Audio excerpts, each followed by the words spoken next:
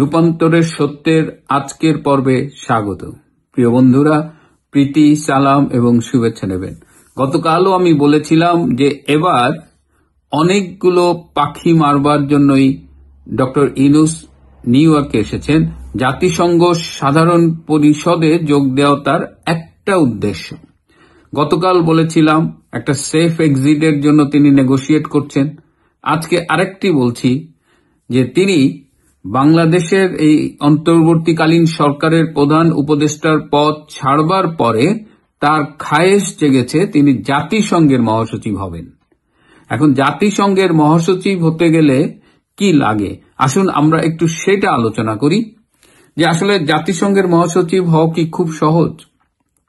Doctor Yunus কে?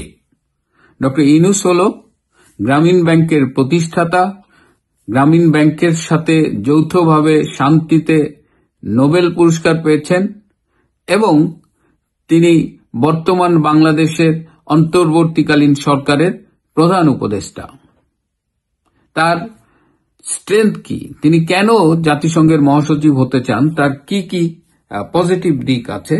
যে তিনি Nobel পেয়েছেন, সে নোবেলের একটা মর্যাদা আছে, সারা পৃথিবীর মানুষ তাকে চেনে, গ্লোবাল সেলিব্রিটি। তিনি উন্নয়ন এবং দারিদ্র্য বিমোচনে কাজ করেছেন এবং বিশ্বের অনেক দেশেই তিনি কাজ করেন, এমনকি গ্রামীণ আমেরিকাও আছে। তো এর মধ্য দিয়ে তিনি ওয়ার্ল্ডে একজন মধ্যপন্থী বিশ্ব নেতা হিসেবে পরিচয় পেয়েছেন।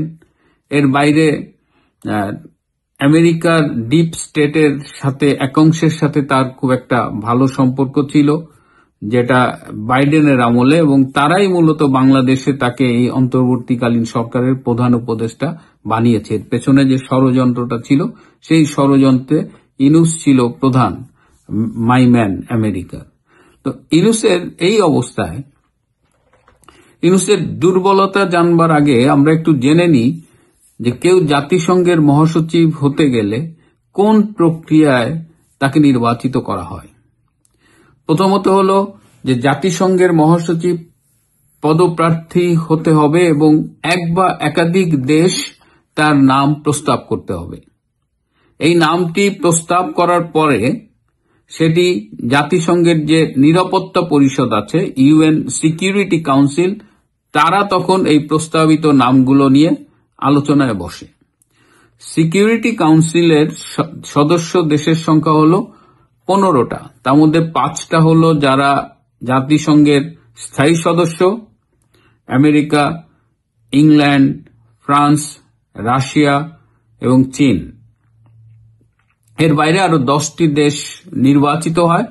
এক একটি দেশ সাধারণত 2 বছর মেয়াদে নির্বাচিত হয়, 5টি দেশ একসাথে নির্বাচিত হয়। যেমন এবছর 5টি দেশের 2 বছরের মেয়াদ শেষ হয়ে যাবে, সেখানে নতুন করে 5টি দেশ নির্বাচিত হবে। আগামী বছর আবার 5টি দেশের মেয়াদ শেষ হবে, সেখানে আবার নতুন করে 5টি দেশ নির্বাচিত হবে।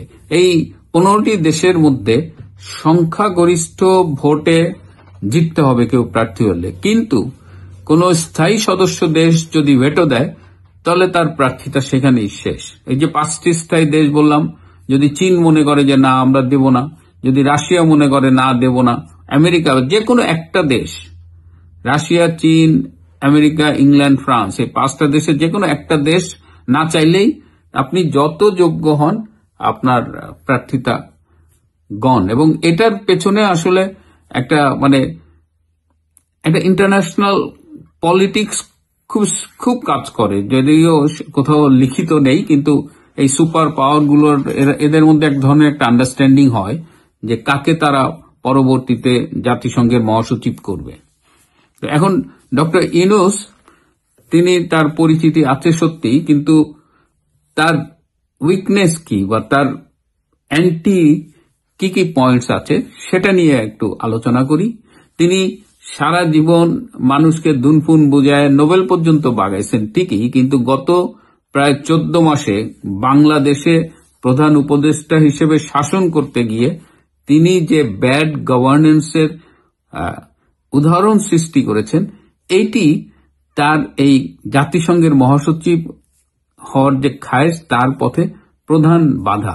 বাংলাদেশে 14 মাসে তিনি কি অবস্থা করেছেন এখানে গণতন্ত্রের অবস্থা কি? নাই। গণমাধ্যমের স্বাধীনতার কি অবস্থা? গলা টিপে ধরা হয়েছে। দুর্নীতি কতখানি নিয়ন্ত্রণে? আদৌ নিয়ন্ত্রণে নাই। এবং এখানে মব জাস্টিস হচ্ছে, ডেমোক্রেসি তো নাই, সেখানে মব লিঞ্চিং হচ্ছে। হ্যাঁ, মবতান্ত্রিক সরকার, সবকিছু মবের দখলে। সংখ্যালঘুর নিরাপত্তা নাই, ধর্মীয় নিরাপত্তা নেই, স্বাধীনতা নেই, বিরোধী রাজনৈতিক দল বলে তো কিছু নেই। আওয়ামী লীগের প্রতিদিন কচুকাটা করা হচ্ছে। এখন আবার বলা হচ্ছে যে কোনো হোস্টেলে, কোনো হোটেলে, কোনো বাসায়, কোথাও আওয়ামী লীগের কাউকে জায়গা দেওয়া যাবে না। মানে আওয়ামী লীগ তাহলে থাকবে কোথায়? বাংলাদেশে তো এই যে 4 কোটি আওয়ামী লীগের সমর্থক আছে, 3.5 কোটি যদি মনে করি যে অ্যাক্টিভ, তারা কোথায় থাকবে? আপনার জেলে তো এত জায়গা নাই। তো এরকম রাস্তায় নামলে ফোন চেক করা হচ্ছে, যাকে তাকে আওয়ামী লীগ বলে গ্রেপ্তার করা হচ্ছে। তো এরকম একটা দেশের প্রধান, সরকার প্রধান হিসেবে তার ইন্টারন্যাশনাল ইমেজটা এখন কি, এটা সহজেই বোধগম্য। এখন তার ব্যক্তিগতভাবে জাতিসংঘের বা বিভিন্ন আন্তর্জাতিক সংস্থার সাথে সম্পর্ক আছে, কিন্তু বাংলাদেশের যে ধূসর চিত্রটি এখন পৃথিবীর সামনে। এবং একটা জিনিস মনে রাখবেন যে এইসব দেশে, বাংলাদেশে যেসব বিদেশি দূতাবাস আছে পশ্চিমা দেশে বিশেষ করে, তারা কিন্তু বাংলাদেশের অরিজিনাল পিকচারটা তাদের নিজস্ব চ্যানেলে মূল দেশে পাঠায়। আমেরিকার কাছে কিন্তু বাংলাদেশের, তারা মুখে যাই বলুক, আপনার এই অ্যাম্বাসেডার বা চার্জ দ্যাফের যাই বলুক, তাদের নিজস্ব চ্যানেলে কিন্তু তারা সত্য ইনফরমেশনটাই দেয়। তো এই অবস্থায় ডক্টর ইউনূস প্রার্থী হিসেবে কতখানি, আর ইতিমধ্যে 2 জন কিন্তু প্রার্থিতা ঘোষণা করেছেন। তার মধ্যে একজন হলো ডেভিড চকুয়ে হানচা। তিনি বলিভিয়ার তিনি ফরেন মিনিস্টার ছিলেন, পররাষ্ট্রমন্ত্রী ছিলেন, ভাইস প্রেসিডেন্ট ছিলেন, ALBA নামের একটা রিজিওনাল অর্গানাইজেশন আছে, সেটার প্রেসিডেন্ট ছিলেন। সো ডেভিড বলিভিয়ার, চিলির 2 বারের প্রেসিডেন্ট ছিলেন মিশেল ব্যাচলেট, তিনিও কিন্তু এই সম্প্রতি 23শে সেপ্টেম্বর, এই জাস্ট 2-3 দিন আগে তার প্রার্থিতা ঘোষণা করেছেন। ডেভিড ঘোষণা করেছেন এই বছরের এপ্রিল মাসে। এই 2 জনের বাইরেও আরো প্রায় 10 জন হেভিওয়েট সম্ভাব্য প্রার্থীর আমরা নাম শুনতেছি। তার মধ্যে একজন হলো আমাদের পার্শ্ববর্তী দেশ নিউজিল্যান্ডের প্রাক্তন প্রধানমন্ত্রী জাচিন্দা আর্ডেন। এছাড়া রয়েছে বর্তমানে জাতিসংঘের deputy general secretary Amina J Mohammad, যিনি নাইজেরিয়ার। মেক্সিকোর সাবেক সচিব এলিসিয়া বার্সেনা।